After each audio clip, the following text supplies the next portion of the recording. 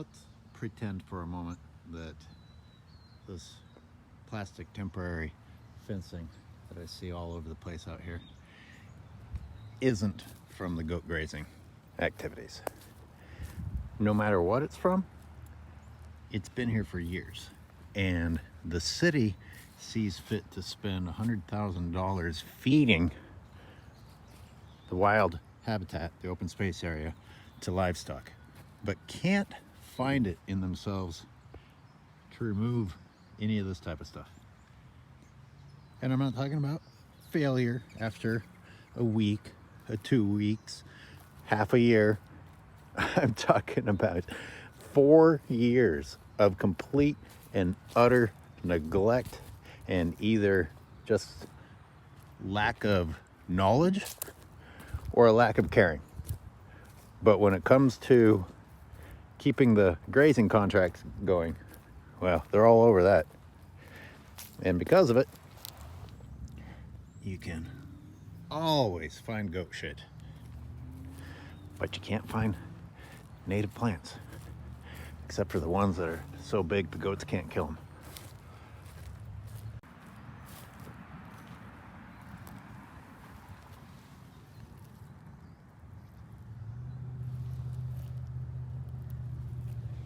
That just continues. It's an actual blanket of fecal matter, just like everywhere that the goat grazing takes place. But at least it looks pretty, right?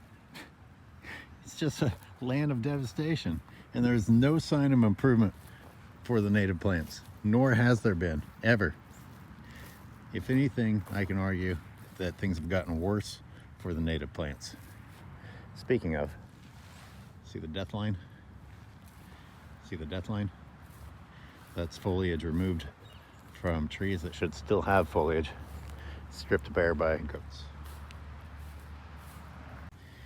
And in addition to the annual agricultural grasses coming back, we have the broadleaf fillery, which I personally associate directly with goat grazing. This is December 12th, 2022. This should all be full of tall reeds, rushes, sedges, narrow-leaf willows. Should be a paradise of hiding places and nesting ground.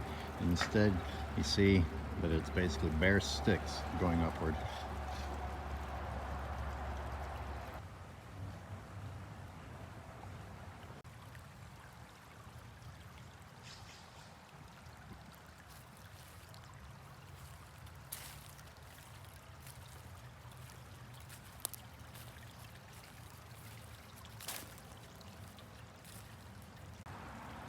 It's bare sticks at the bottom going up and just open space in between. That is not what's supposed to be happening at this time of year in California in the riparian areas adjacent to oak woodlands. You pan over from the natural landscape that's been stripped bare, and you have a continuation on the urban level of just not allowing anything to be alive at all. This is what I call deathscaping, and it's sweeping the nation. Can't have leaves, can't have other types of plants, but every now and then tax dollars will be spent to bring in new tan bark, which eventually becomes just as dark and ugly as the bare soil, and none of it is ever as attractive as the natural ground cover provided for free. But somehow this makes us civilized. Whatever you do, don't let there be any leaves in this kid playing area. Make sure you teach the next generation that's already completely disconnected from the planet that leaves are bad. Leaves are very unnatural. Nature never intended for the plants producing the leaves to drop them on the ground underneath of it. It was just a mistake that humans came along and fixed in our incredible wisdom of turning Earth into this.